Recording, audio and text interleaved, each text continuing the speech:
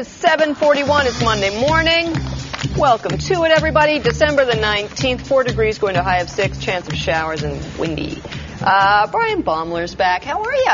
I am good. It's been a nutty year, you were saying. It has been an insane year. It's probably been the busiest year of my life. We built a house, shot a few different series, and we're not done yet. No, you're not. Now you've got a new one coming out again, January 5th. January 5th, Leave It to Bryan.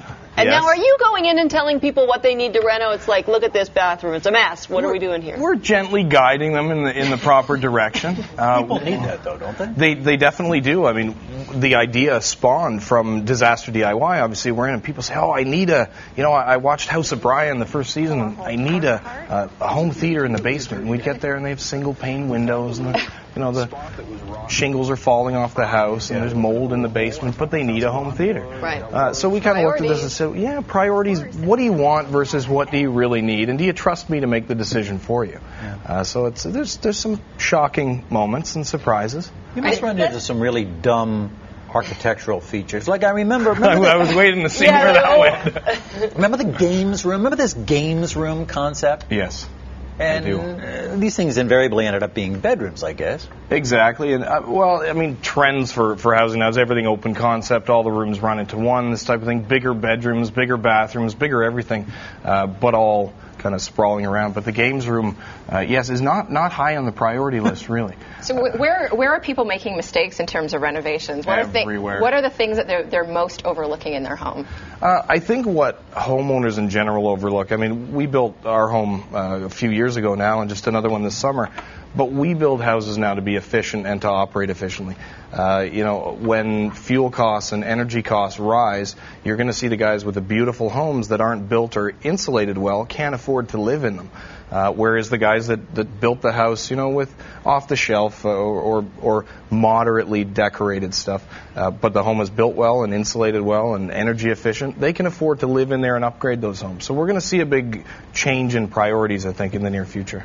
How do you, so obviously you have to create some drama because it's television. It creates itself, believe me. Really? Yeah. Well, how do you're going into people's houses and then you're doing the renovations without their permission, not permission really, but we get permission. But you do your own thing. Yes. So how do you not disappoint people? Or, we prove it to them. Okay. A great example, I think we have a clip from one of the shows, but another show that we recently worked on, I can't give too much away, but a great example is someone may go down in their basement and say, oh, there's a little bit of water damage under the window. Well, that could be a little bit, or that could be a level 3 mold contamination that means half of the house has to be removed, or structural issues that people don't see. They think a coat of paint will fix something when it's much, much deeper than that. And when it comes time to sell your home, these are the problems that a home inspector finds, and all of a sudden you don't have a real valuable asset to sell. When you talked about, I'm sorry. No, go ahead.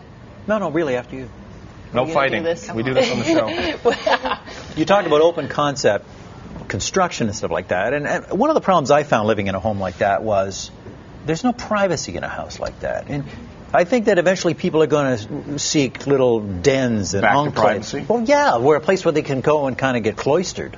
I don't know. It really is tough to say. I think as people near retirement, they're looking for a little more privacy as the kids move out. I have 3 young kids. We built a huge shower, and every morning I'm in the shower, and the one shows up, and then the next one, and the third one. Yeah. And I'm glad I built such a big shower. Right. Because it turns into a family affair. But I think as the kids get older, into their teens, and that we'll look for a little more privacy. So we did build some Jack and Jills for them, private space for the kids, and put locks on the doors and things like that. We did a fairly substantial renovation a few years ago in our house, and I remember as we were interviewing contractors, one of them said, we discussed what we wanted to do, and he said, and now I think, after I leave, you two, being me and my husband, should sit down and talk about how you're going to cope with this, and really have a plan, because people can seriously end up having the worst arguments, God forbid, divorced, over renovations, and that was actually advice that someone gave us. Do you see that a lot? Where people we see it all the time, and I think they call that divorce dust. Divorce dust. They say at the end of a reno, you're either going to hate your spouse or hate your contractor. Right. One or the other. So it is a fine line because you're dealing with a lot of money, and as you know, a lot of dust and dirt and aggravation and decisions that have to be made. is Sarah and I, same thing. When we started the home, we had to sit down and say, okay, the basement's my room. That's my room. If I want it orange or pink or blue, it's mine. The bathroom, the kitchen, whatever room she wants. Now, we had to pick those areas that we're going to fight over and decide how are we going to fight over this? How are we going to get through this, make the decisions if we don't agree?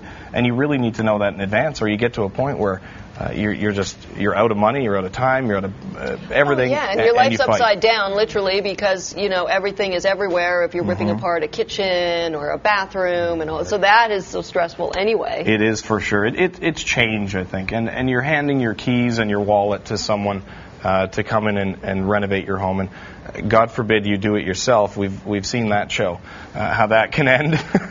So yeah, it definitely is stressful, and you really have to remove yourself from the situation every now and then. We had to leave the construction of our house and decision and just say we're going to go to dinner and not talk about colors or tiles, and pick your battles. Don't you think this is a matter of temperament with some people? There are some people who should just never go down this path.